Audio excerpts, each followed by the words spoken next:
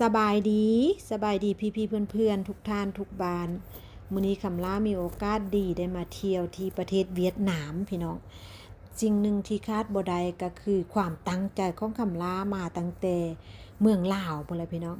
มาฮอดประเทศเวียดนามแล้วก็ต้องมากราบไหว้ขอพรเจ้าแม่กวนอิมเนาะซึ่งว่ามีความศักดิ์สิทธิ์ที่มีความเชื่อที่มีความนับถือมีคนเลื่อมใสศรัทธาในบุญปารมีของเจ้าแม่กวนอิมพี่น้องตามความเชื่อเด้ออันนี้ถ้าเฮาขอเฮาปรารถนาสิ่งใดมันก็ได้ดังที่เฮาขอได้พี่น้องอันนี้ก็บวกใส่ความมุมานะเนาะพี่น้องเนาะถ้าเฮาขอแล้วเฮาบ่เฮ็ดบ่สร้างหยังก็เป็นไปบ่ได้เฮาก็ต้องขยันทำมาหากินเฮ็ดดีทำดีอยู่ในสิ้นกินในธรรมประมาณนั้นแหละบ่เบียดเบียนผู้ใดเนาะพี่น้องเนาะไปเบิ่งบรรยากาศนำกันสิ่งที่พี่ๆเพื่อนๆเห็นอยู่ในปัจจุบันนี้ก็คือนักท่องเที่ยวพี่น้องผู้ใดมานี่ก็พลาดบ่ได้เด้อพี่น้องต้องมากราบไหว้ขอพรเนาะอันนี้ก็ตามความเชื่อของไผลาวพี่น้องผู้ใดศรัทธาแบบใดผู้ใดมีความเชื่อแนวใดก็เฮ็ดดังที่ใจเฮาปรารถนาเนาะพี่น้องอันนี้แม่นที่พึ่งทางใจเด้พี่น้องจะแม่นศาสนาพุทธหรือว่าศาสนาใดๆเนาะก็มีความเลื่อมใสถ้าว่าเฮามีความเลื่อมใสแล้วสิ่งต่างๆมันก็จะตามมาพี่น้องแบบนี้แหละเพิ่นว่าความเชื่อเนาะพี่น้องประเทศเวียดนามวัดเจ้าแม่กวนอิมนี่ก็บ่ได้อยู่ไกลๆเด้อพี่น้องคำลาก็นั่งรถมาแต่บ้านนี่ก็จากหลวงพระบางมาเวียงจันทน์นี่ก็มือนึงแล้วพี่น้องหลังจากนั้นก็นั่งรถตั้งแต่นครหลวงเวียงจันทน์มา5ด่านนั้นก็คืนนึงพี่น้องก่อนจะมาฮอดนี่บ่แม่นธรรมดาเด้อพี่น้องแต่ว่าใจประสงค์แล้วน้ำกระแถวก็สิพาเนาะพี่น้องได้ดลดันมาเพื่อว่าข้อลาข้อพรข้อให้สิ่งที่เฮาปรารถนาสำเร็จพ้นพี่น้องย่อมือสาธุนำกันเด้อพี่น้องคำลาก็เก็บภาพบริเวณที่ว่าลานเนาะลานบอนวัดเจ้าแม่กวนอิมนี่นะพี่น้องลมลื่นอากาศสดชื่นแจ่มใสพี่น้องเบิ่งไปทางใดก็โอ้ยสบายหูสบายตาเฮ็ดให้ใจมันเย็นนะเนาะพี่น้องเนาะใจเย็นแล้วก็มีความถ้าว่าใจเฮาเย็นแล้วเฮาก็จะมีสติหลายขึ้นแล้วก็การคิดการอ่านนั่นก็จะเป็นการเพิ่มพลังบวกให้กับใจกับเปว่าแม่นเนาะแต่ว่าตอนนี้ก็เพิ่นก็กำลังก่อสร้างใหม่เด้อพี่น้องเห็นไหนสร้างก็จะเอาเครื่องมายังมาไว้เป็นให้บอกพี่น้องเขาเจ้ากำลังก่อสร้างน่าจะซ่อมแปลงใหม่เพื่อให้มีความสะดวกสบายในการกราบไหว้ขอพรนี่แหละเนาะเพราะว่าเป็นแหล่งท่องเที่ยวเป็นบอนที่มีความศักดิ์สิทธิ์เด้พี่น้องเพิ่นก็พัฒนาไปเทื่อละเล็กเทื่อละน้อยเพื่ออำนวยความสะดวกให้ผู้ไปผู้มาเนาะมาขอพรนี่นะพี่น้องคำลาก็ข้อหลายอย่างอยู่พี่น้องแต่ว่าถ้าเบิ่งเด้อพี่น้องถ้าว่าความหวังหรือว่าสิ่งที่คำลาข้อสำเร็จพ้นนะคำลาจะต้องได้กลับมาหาเพิ่นอีกครั้งหนึ่งเนาะพี่น้องเนาะเพื่อมาถวายนะสิ่งที่คำลาให้คำสัจจะไปว่าซั่นซะพี่น้องคำลาก็ดีใจได้พี่น้องที่ได้มานี่นะเพราะว่า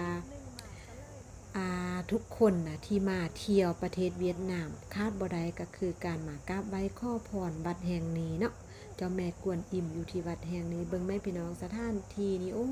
อลังการงานสร้างเบิ่งแล้วก็สบายหูสบายตาพี่น้อง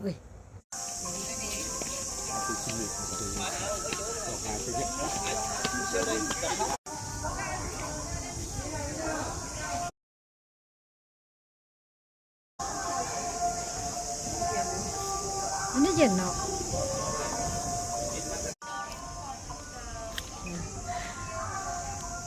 งามนี่เป็นต้นยังเลยพี่น้องน้องเนี่ยเป็นมากเป็นโบโฮสกินได้บ่นี่พี่น้องเด้เขาจะปลูกงามเลยพี่น้องเป็นต้นไม้ประดับเนาะเป็นต้นไม้ประดับประดาให้มีความงามพี่น้องโอ้ยนี่ก็จะเป็นโซนทางล่างด้านล่างของเจ้าแม่กวนอิมพี่น้องงามปะไปพี่น้องไปสภาพไปกราบไหว้ขอพรเนาะนี่ก็จะมาทางนี้เด้อพี่น้อง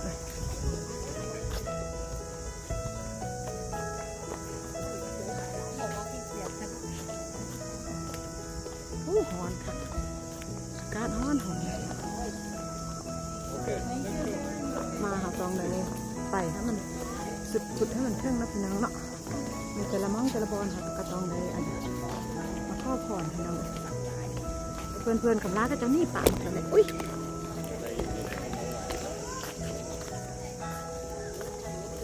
ว่าเป็นเนี่ยก็จะมีกระยาแหละเอากระตองมาเห็ดหาสิ่งที่เขาร่างให้ซ้ำยุคก้นก่อนพี่น้อง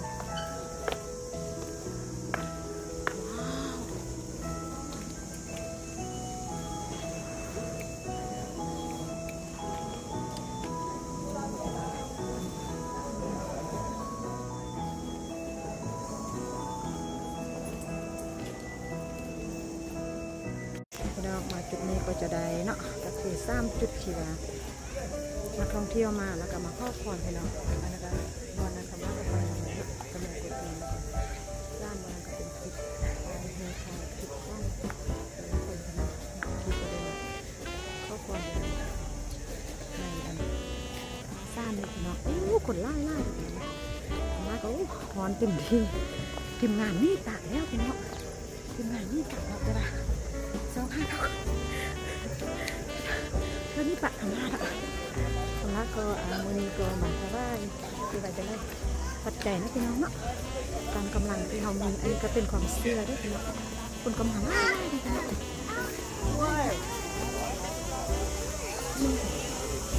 ใจน่าจะนี่ปะเนาะ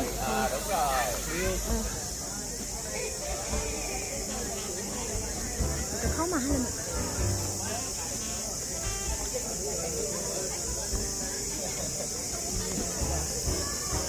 กินถั่วตั้งแต่ละกินได้ค่ะ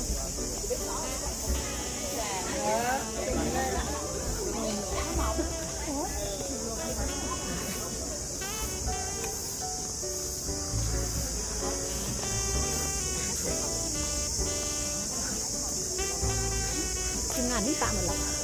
อันนี้ก็ได้แค่ที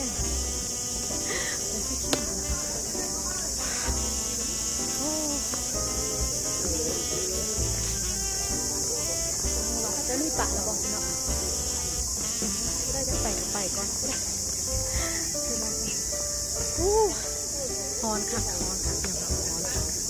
เป็นบุ๊กผมมันลื่นดี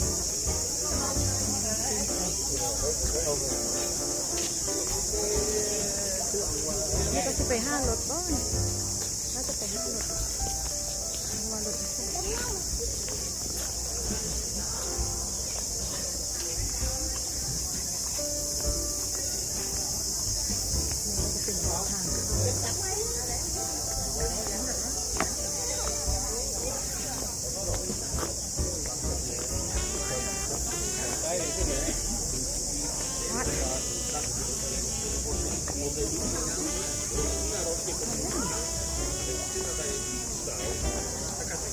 เมื่อยก็สุดท้ายไปทางนี้แต่ละมองแต่ละจุดได้สิผมขอให้หมดนะพี่น้องเนาะ